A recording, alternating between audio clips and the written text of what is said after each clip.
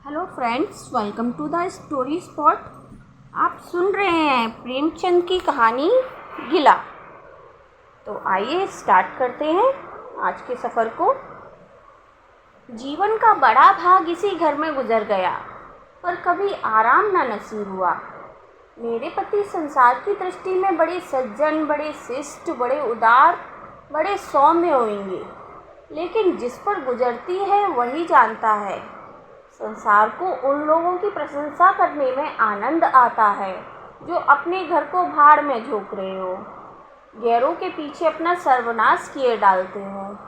जो प्राणी घर वालों के लिए मरता है उसकी प्रशंसा संसार वाले नहीं करते। वह तो उनकी दृष्टि में स्वार्थी है, कृपण है, संकीर्ण हृदय है और आचार भ्रष्ट है। इसी तरह जो लोग बाहर वालों के लिए मरते हैं उनकी प्रशंसा घर वाले क्यों करने लगे। अब इन्हीं को देखो, सारे दिन मुझे जलाया करते हैं। मैं पर्दा तो साफ नहीं करती, लेकिन सौदे सुलभ के लिए बाजार जाना बुरा मालूम होता है। और इनका यह हाल है कि चीज़ मंगवाओ तो ऐसी दुकान से लाएंगे जहाँ कोई ग्राहक भूल कर भी ना जाता हो। ऐसी दुकान पर ना तो चीज़ अच्छी मिलती है, ना ही तौल ठीक होती है और ना ही दाम उचित होते हैं। यह दोस्त ना होते तो यह दुकान बदनामी क्यों होती, पर इन्हें ऐसी ही गई बीती दुकानों की चीज़ें लाने का मर्ज है। बार बार कह दिया साहब कि चलती हुई दुकान से सौदे लाया करो, वहाँ माल अधिक खपता है, इसलिए ताज़ा माल आता है। पर इनकी टुटपुंजियों से बनती है और वे इन्हें उल्टे छुरे से मोड़ते हैं। गेहूँ लाएंगे तो सारे बाजार से खराब घुना हुआ चावल, ऐसा मोटा कि बैल भी ना पूछे।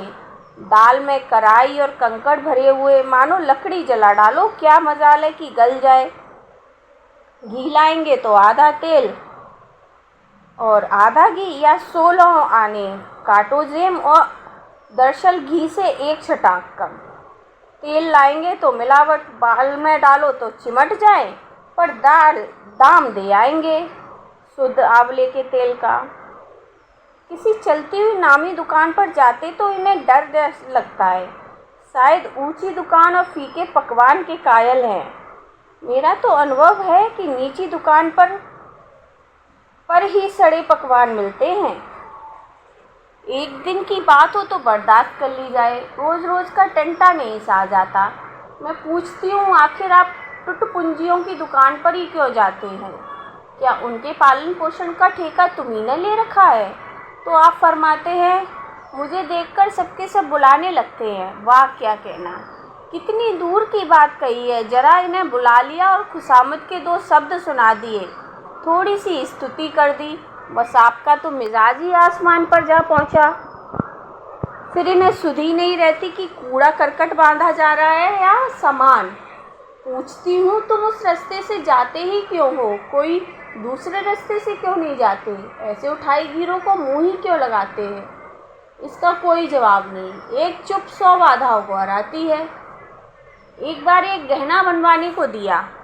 मैं तो महाशय को जानती थी, इनसे कुछ पूछना व्यर्थ समझा। अपने पहचान के एक सुनार को बुला रही थी, संयोग से आप भी विराजमान थे। बोले, यह संप्रदाय विश्वास के योग्य नहीं, धोखा खाओगी। मैं एक सुनार को जानता हूँ, मेरे साथ का पड़ा हुआ है, बरसों साथ साथ खेले हैं। वह मेरे साथ चालबाजी नहीं कर सकता। मैंने भी समझा जब इनका मित्र है, वह भी बचपन का, तो कहाँ तक दोस्ती का हक न निभाएगा।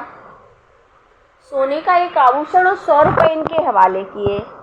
इस भले मानस ने वह आभूषण और रुपए न जाने किस बेईमान को दे दिए कि बरसों के झंझट के बाद जब चीज़ बनकर आई तो 8 आने तावा और इतनी भद्दी कि देखकर घिन लगती। बरसों की अभिलाषा धूल में मिल गई, रो पीट कर बैठी रही। ऐसे ऐसे वफादार तो इनके मित्र हैं जिन्हें मित्र की गर्दन पर छुरी फेरने में भी संकोच नहीं है। इनकी दोस्ती भी उन्हीं लोगों से है जो जमाने भर के जट्टू, ग्रहकट, लंगोटी में फाक खेलने वाले फाके मस्त हैं, जिनका उद्यम ही इन जैसे आँख के अंधों से दोस्ती गांठना है। नित्य ही एक न एक महाशय उधार मांगने के लिए सिर पर सवार रहते हैं और बिना लिए गला नहीं छोड़ते। मगर ऐसा कभी ना हुआ कि किसी ने रुपए चुकाए हो। आदमी एक बार खोकर सीखता है, 2 बार खोकर सीखता है, किंतु यह भले मानस 1000 बार खोकर भी नहीं सीखे। जब कहती हूँ रुपए तो दे आए, मांग कर क्यों नहीं लाते? क्या मर गए तुम्हारे वह दोस्त? तो बस बगले झाँक कर रह जाते हैं। आपसी मित्रों को सूखा जवाब नहीं दिया जाता। खैर, सूखा जवाब ना दो, मैं भी नहीं कहती कि दोस्तों से बेमुरब्बत करो। चिकनी चुपड़ी बातें तो बना सकते हो, बहाने तो कर सकते हो। किसी मित्र ने रुपए मांगे और आपके सिर पर बोझ पड़ा, बेचारे इनकार कैसे करें? आखिर लोग जान नहीं जाएंगे कि यह महाशय भी खुक्खल ही हैं। इनकी हविस यह है कि दुनिया इन्हें संपन्न समझती रहे, चाहे मेरे गहने ही क्यों ना गिरवी रखने पड़े। सच कहती हूँ, कभी कभी तो एक एक पैसे की तंगी हो जाती है और इन भले आदमी को रुपए जैसे घर में काटते हैं। जब तक रुपए के बारे न्यारे ना कर ले तब तक चैन नहीं। इनके करतूत कहाँ तक गाऊं? मेरी तो नाक में दम आ गया है। एक न एक मेहमान रोज यमराज की भांति सिर पर सवार रहता है। न जाने कहाँ के बेफिक्रे मित्र हैं। कोई कहीं से आकर मरता है, कोई कहीं से। घर क्या है, अपाहिजों का अड्डा है। जरा सा तो घर मुश्किल से 2 पलंग और ना बिछाना भी फालतू नहीं, मगर आप हैं कि मित्रों को निमंत्रण देने को तैयार। आप तो अतिथि के साथ लेटेंगे, इसलिए न चारपाई भी चाहिए, ओढ़ना बिछौना भी चाहिए, नहीं तो घर का पर्दा खुल जाता है मेरे बच्चों के सिर। गर्मियों में तो खैर कोई मुजायका नहीं, लेकिन जाड़ों में तो ईश्वर ही याद आते हैं। गर्मियों में खुली छत पर तो मेहमानों का अधिकार हो जाता है। अब मैं बच्चों को लिए पिंजड़े में पड़ी फड़फड़ाया करूं। इन्हें इतनी भी समझ नहीं कि जब घर की यह दशा है तो क्यों ऐसे मेहमान बनाए जिनके पास कपड़े लत्ते तक नहीं। ईश्वर की दया से इनके सभी मित्र इसी श्रेणी के हैं। एक भी ऐसा माई का लाल नहीं जो समय पड़ने पर एक ढेले की मदद भी कर सके। 2-1 बार महाशय को इसका अनुभव अत्यंत कटु अनुभव हो चुका है, मगर इस जड़ भरत ने तो जैसे आंखें ना खोलने की कसम खा ली है। ऐसे ही दरिद्र भट्टाचार्यों से इनकी पटती है। शहर में इतने लक्ष्मी के पुत्र हैं, पर आपका किसी से परिचय नहीं। उनके पास जाते इनकी आत्मा दुखती है। दोस्ती गांठेंगे ऐसों से जिनके घर में खाने का ठिकाना नहीं। एक बार हमारा कहार छोड़कर चला गया, दूसरे दिन कोई कहार ना मिला। किसी चतुर और कुशल कहार की तलाश थी, किंतु आपको जल्द से जल्द कोई आदमी रख लेने की धुन सवार थी। घर के सारे काम पूर्ववत चल रहे थे, पर आपको मालूम हो रहा था कि गाड़ी रुकी हुई है। मेरे जूठे बर्तन मांजना और अपना साग भाजी के लिए बाजार जाना इनके लिए असह्य हो उठा। एक दिन ना जाने कहाँ से एक बांगड़ू को पकड़ लाए। उसकी सूरत कह देती हूँ कोई जंगलू हो, मगर आपने उसका ऐसा बखान किया कि क्या कहूँ। बड़ा होशियार, बड़ा आज्ञाकारी, परले सिरे का मेहनती, गजब का सलीकेदार और बहुत ही ईमानदार। खैर, मैंने उसे रख लिया। मैं बार बार इनकी बातों में आ जाती हूँ, इसका मुझे स्वयं आश्चर्य है। यह आदमी केवल रूप से आदमी था, आदमियत के तो कोई लक्षण उसमें ना थे। किसी काम की तमीज़ नहीं, बेईमान न था, पर गधा अव्वल दर्जे का। बेईमान होता तो कम से कम इतनी तस्कीन तो होती कि खुद खा जाता, अभागा दुकानदारों के हाथों लुट जाता था। 10 तक की गिनती उसे न आती थी। 1 रुपया देकर बाजार भेजूं तो संध्या तक हिसाब न समझा सके। क्रोध पी पी कर रह जाती, रक्त खोलने लगता कि दुष्ट के कान उखाड़ लूं। मगर इन महाशय को कभी कुछ कहते नहीं देखा। डांटना तो दूर की बात है। आप नहा धोकर धोती छांट रहे थे और वह दूर बैठा तमाशा देख रहा था। मैं तो बचा का खून पी जाती, लेकिन इन्हें जरा भी गम नहीं। जब मेरे डांटने पर धोती छांटने जाता भी तो उसे आप समीप न आने देते, बस उसके दोषों का गुण बनाकर दिखाया करते, और इस प्रयास में सफल ना होते तो दोषों पर पर्दा डाल देते। मूर्ख को झाड़ू लगाने की भी तमीज़ न थी। मर्दाना कमरा ही तो सारे घर में ढंग का एक कमरा है, उसमें झाड़ू लगाता तो इधर की चीज़ उधर, ऊपर की चीज़ नीचे, मानो कमरे में भूकंप आ गया है। और गर्द का यह हाल कि सांस लेना कठिन, पर आप शांतिपूर्वक कमरे में बैठे हैं जैसे कोई बात ही नहीं। एक दिन मैंने खूब डांटा, कल से ठीक ठीक झाड़ू ना लगाई तो कान पकड़ के निकाल दूंगी। सवेरे सोकर उठी तो देखती हूँ कमरे में झाड़ू लगी हुई है, हर एक चीज़ करीने से रखी हुई है, गर्द गुबार का नाम नहीं। मैं चकित होकर देखने लगी, तो आप हंसकर बोले, देखती क्या हो, आज घूरे ने बड़े सवेरे उठकर झाड़ू लगाई है। मैंने समझा दिया, तुम ढंग तो बताती नहीं, बस डांटने लग जाती हो। मैंने समझा, खैर दुष्ट ने कम से कम एक काम तो सलीके से किया। अब रोज कमरा साफ सुथरा मिलता। घूरे मेरी दृष्टि में विश्वासी बनने लगा। संयोग की बात, एक दिन मैं जरा मामूल से सवेरे उठ बैठी और कमरे में आई तो देखती हूँ घूरे द्वार पर खड़ा है और आप तन मन से कमरे में झाड़ू लगा रहे हैं। मेरी आंखों में खून उतर आया। उनके हाथों से झाड़ू छीनकर घूरे के सिर पर जमा दी। हरामखोर को उसी दम निकाल कर बाहर किया। आप फरमाने लगे, उसका महीना तो चुका दो। बाहरी समझ, एक तो काम ना करे, उस पर आंखें दिखाए, उस पर पूरी मजूरी भी चुका दूं। मैंने एक कोड़ी भी ना दी, एक कुर्ता दिया था वह भी छीन लिया। इस पर जड़ भरत महाशय मुझसे कई दिन रूठे रहे, घर छोड़कर भागे जाते थे, बड़ी मुश्किलों से रुके। ऐसे ऐसे बोंदू भी संसार में पड़े हुए हैं। मैं ना होती तो शायद अब तक इन्हें किसी ने बाजार में बेच दिया होता। एक दिन मेहतर ने उतारे कपड़ों का सवाल किया। इस बेकारी के ज़माने में फालतू कपड़े तो शायद पुलिस वालों या रईसों के घर में हो। मेरे घर में तो ज़रूरी कपड़े भी काफ़ी नहीं। आपका वस्त्रालय एक बक्ची में आ जाएगा जो डाक के पार्सल से कहीं भेजा जा सकता है। फिर इस साल जाड़ों के कपड़े बनवाने की नौबत ना आई। पैसे नज़र नहीं आते, कपड़े कहाँ से बने। मैंने मेहतर को साफ जवाब दे दिया। कड़ाके का जाड़ा पड़ रहा था, इसका अनुभव मुझे कम ना था। गरीबों पर क्या बीत रही थी इसका मुझे भी ज्ञान था, लेकिन मेरे और आपके पास खेद के सिवाय इसका और क्या इलाज है। जब तक समाज का संगठन रहेगा ऐसी शिकायतें पैदा होती रहेंगी। जब एक अमीर और रईस के पास एक एक मालगाड़ी कपड़ों से भरी हुई है, तब फिर निर्धनों को क्यों नग्नता का कष्ट उठाना पड़े। खैर, मैंने तो मेहतर को जवाब दे दिया। आपने क्या किया कि आपका कोट उठाकर उसको भेंट कर दिया। मेरी देह में आग लग गई। इतनी दानशील नहीं हूँ कि दूसरों को खिलाकर आप सो रहूं। देवता के पास यही कोट था, आपको इसकी जरा भी चिंता नहीं कि क्या पहनेंगे। यश के लोभ ने जैसे बुद्धि ही हर ली हो। मेहतर ने सलाम किया, दुआएं दी, अपनी राह ली। आप कई दिन सर्दी से ठिठुरते रहे।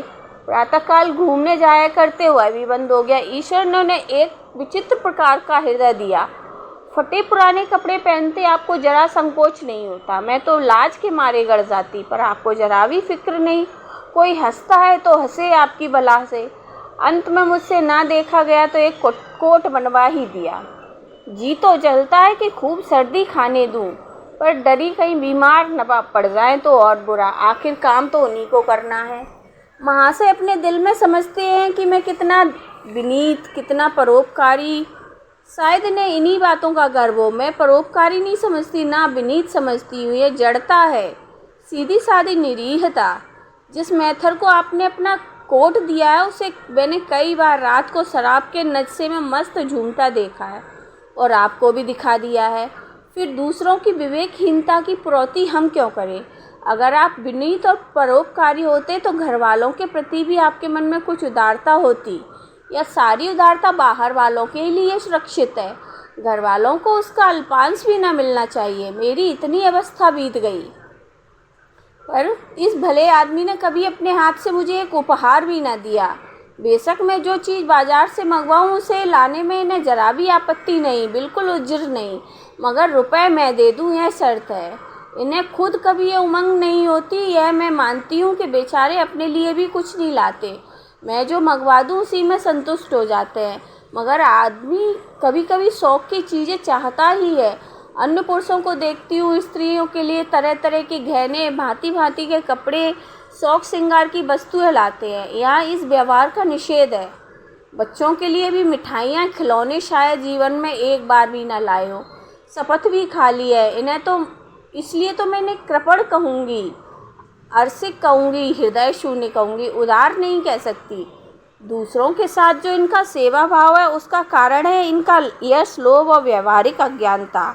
आपके विनय का यह हाल है कि जिस दफ्तर में आप नौकर हैं उसके किसी अधिकारी से आपका मेलजोल नहीं। अफसरों को सलाम करना तो आपकी नीति के विरुद्ध है। नज़र या डाली तो दूर की बात, और तो और कभी किसी अफसर के घर नहीं जाते। इसका खामियाजा आप ना उठाए तो और कौन उठाए। औरों को रियायती छुट्टियां मिलती हैं और आपका वेतन कटता है। औरों की तरक्कियां होती हैं, आपको कोई नहीं पूछता है। हाजिरी में 5 मिनट की भी देर हो जाए तो जवाब पूछा जाता है। बेचारे जी तोड़ काम करते हैं, कोई बड़ा कठिन काम आ जाता है तो इनके सर मढ़ दिया जाता है। इन्हें जरा भी आपत्ति नहीं। दफ्तर में इन्हें घिस्सू पिस्सू यानी क्या क्या उपाधियाँ मिली हुई हैं, मगर पड़ाव कितना भी बड़ा मारे इनके भाग्य में वही सूखी घास लिखी है। यह विनय नहीं है, स्वाधीन मनोवृत्ति भी नहीं है। मैं तो इसे समय चातुरी का भाव कहती हूँ, व्यावहारिक ज्ञान की क्षति कहती हूँ। आखिर कोई अफसर आपसे प्रसन्न हो इसके लिए कि आप बड़े मेहनती हैं। दुनिया का काम मुरव्वत और रवादारी से चलता है। अगर हम किसी से खिंचे रहें तो कोई कारण नहीं है कि वह भी हमसे खिंचा रहे। फिर जब मन में क्षोभ होता है तो वह दफ्तरी व्यवहारों में भी प्रकट हो ही जाता है। जो मातहत अफसर को प्रसन्न रखने की चेष्टा करता है, जिसकी जात से अफसर का कोई व्यक्तिगत उपकार नहीं होता, जिस पर वह विश्वास कर सकता है, उसका लिहाज वह स्वभावतः करता है। ऐसे सिरागियों से क्यों किसी को सहानुभूति होने लगी। अफसर भी तो मनुष्य है। उसके हृदय में जो सम्मान और विशिष्टता की कामना है वह कहाँ पूरी हो। जब अधीनस्थ कर्मचारी उससे फ्रंट रहे तो क्या उसके अफसर उसे सलाम करने आएंगे। आपने जहाँ नौकरी की वहाँ से निकाल दिए गए। कभी किसी दफ्तर में 2-3 साल से ज़्यादा न टिके, या तो अफसर से लड़ गए या कार्याध्यक्ष के कारण छोड़ बैठे। आपको कुटुंब सेवा का दावा है। आपके कई भाई भतीजे होते थे, वह कभी इनकी बात भी नहीं पूछते। आप बराबर उनका मुंह ताकते रहते हैं। इनके एक भाई साहब आजकल तहसीलदार हैं। घर की मिल्कियत उन्हीं की निगरानी में है। ठाठ से रहते हैं, मोटर रख ली है, नौकर चाकर हैं, मगर यहाँ भूले से पत्र भी नहीं लगते। एक बार हमें रुपए की तंगी हुई। मैंने कहा अपने भाई से क्यों नहीं मांग लेते, तो कहने लगे उन्हें क्यों चिंता में डालूं, उन्हें भी तो अपना खर्च है। ऐसी कौन सी बचत हो जाती होगी। या मैंने बहुत मजबूर किया तो आपने पत्र लिखा। मालूम नहीं पत्र में क्या लिखा। पत्र लिखा या मुझे चकमा दे दिया। रुपए ना आने थे ना आए। कई दिनों बाद मैंने पूछा कुछ जवाब आया श्रीमान के भाई साहब के दरबार से। आपने रुष्ट होकर कहा अभी केवल 1 सप्ताह तो खत पहुँचे हुए, अभी क्या जवाब आ सकता है। 1 सप्ताह और गुजरा मगर जवाब नदारद। अब आपका यह हाल है कि मुझे बातचीत करने का अवसर ही नहीं देते। इतने प्रसन्नचित्त नज़र आते हैं कि क्या कहूँ। बाहर से आते हैं तो खुश कोई ना कोई सिगूफा लिए। मेरी खुशामद भी खूब हो रही है, मेरी मैके की प्रशंसा भी हो रही है, मेरे गृह प्रबंध का भी बखान असाधारण रीति से किया जा रहा है। मैं इस महाशय की चाल समझ रही थी कि सारी दिलजोई केवल इसलिए है कि मैं श्रीमान के भाई साहब के विषय में पूछ न बैठूं। सारे राजनीतिक, आर्थिक, सामाजिक, आचारिक प्रश्नों की व्याख्या मुझसे की जाती है। इतने विस्तार और गवेषणा के साथ कि विशेषज्ञ भी लोहा मान जाएं, केवल इसलिए कि मुझे वह प्रसंग उठाने का अवसर ना मिले। लेकिन मैं कब चूकने वाली थी। पूरे 2 सप्ताह गुजर गए। बीमे के रुपए भेजने की मिट्टी मौत की तरह सिर पर सवार हो गई। तो मैंने पूछा तुम्हारे भाई साहब के श्रीमुख से कुछ फरमाया या अभी तक पत्र नहीं पहुंचा। आखिर घर की जायदाद में हमारा भी कुछ हिस्सा है या नहीं, या हम किसी लौंडी दासी की संतान हैं। 500 रुपये साल का तो नफ़ा तो 10 साल पहले था, अब तो 1000 से कम ना होगा। पर हमें अभी एक फूटी कोड़ी भी नहीं मिली। मोटे हिसाब से हमें 2000 मिलना चाहिए। 2000 ना 1000, 500, 250, 100 कुछ तो हो। बीमा के तो प्रीमियम भर के ही हो सकता है। तहसीलदार साहब की आमदनी हमारी आमदनी से तो चौगुनी है। रिश्वतें भी लेते हैं, फिर हमारे रुपए क्यों नहीं देते। आप हैं हाँ करने लगे। कहने लगे वह बेचारे घर की मरम्मत करवाते हैं, बंधु बांधवों का स्वागत सत्कार करते हैं, नातेदारियों में भेंट और भाट भेजते हैं, और कहाँ से लावे जो हमारे पास भेजे। बाहरी बुद्धि। मानो जायदाद इसीलिए होती है कि उसकी कमाई उसी में खर्च हो जाए। इस भले आदमी को बहाने गढ़ने भी नहीं आते। मुझसे पूछते तो 1 नहीं 1000 बता देती। एक से बढ़कर एक कह देते घर में आग लग गई, सब कुछ सुहा हो गया। चोरी हो गई, तिनका तक ना बचा। 10,000 का अनाज भरा था, उसमें घाटा रहा। किसी से फौजदारी हो गई, उसमें दिवाला पिट गया। आपको सूझी भी तो लचर सी बात, तकदीर ठोक कर बैठ गई। पड़ोस में एक महिला से रुपए कर्ज लिए, तब जाकर काम चला। फिर भी आप भाई भतीजों की तारीफ के पुल बांधते हैं। मेरे शरीर में आग लग जाती है। ऐसे कौरवों से तो ईश्वर बचाए। ईश्वर की दया से आपके 2 बच्चे हैं, 2 बच्चियां हैं भी हैं। ईश्वर की दया कहूँ या कोप, सबके सब ऊधमी हो गए हैं कि खुदा की पनाह। मगर क्या मजाल है कि भौंदू किसी को कड़ी आंखों से भी देखे। रात के 8 बज गए, युवराज अभी घूम कर नहीं आए। मैं घबरा रही। आप निश्चिंत बैठे अखबार पढ़ रहे थे। झल्लाई जाती हूँ, अखबार जाकर छीन कर कहती हूँ, जाकर जरा देखते क्यों नहीं लौंडा कहाँ रह गया। ना जाने तुम्हारा कितना कठोर हृदय है। ईश्वर ने तुम्हें संतान ही जाने क्यों दे दी। पिता का पुत्र के साथ कुछ तो धर्म है। तब आप भी गर्म हो जाते। अभी तक नहीं आया, बड़ा शैतान है। आज बचाते तो कान उखाड़ लेता। मारे हंटरों के खाल उधेड़ कर रख दूंगा। यूँ बिगड़ कर तेज के साथ आप खोजने निकलते हैं। संयोग की बात, आप उधर जाते हैं, लड़का इधर आता है। मैं पूछती हूँ, तू किधर से आ गए? तुझे वह ढूंढने गए हैं। देखना आज कैसी मरम्मत होती है। आदत ही छूट जाएगी। दांत पीस रहे थे, आते ही होंगे। छड़ी भी उनके हाथ में है। तुम इतने मन के हो गए हो कि बात नहीं सुनते। आज आटे दाल का भाव मालूम होगा। लड़का सहम जाता है, लैंप जलाकर पढ़ने बैठ जाता है। वहाँ से 2-2.5 घंटे के बाद लौटते, हैरान, परेशान और बदहवास।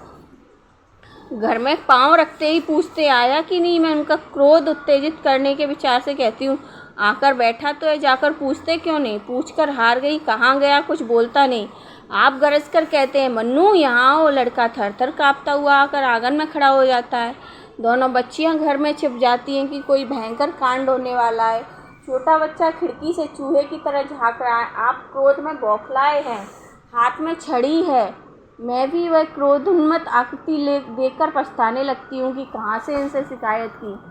आप लड़के के पास जाते हैं, मगर छड़ी जमाने के बदले आहिस्ता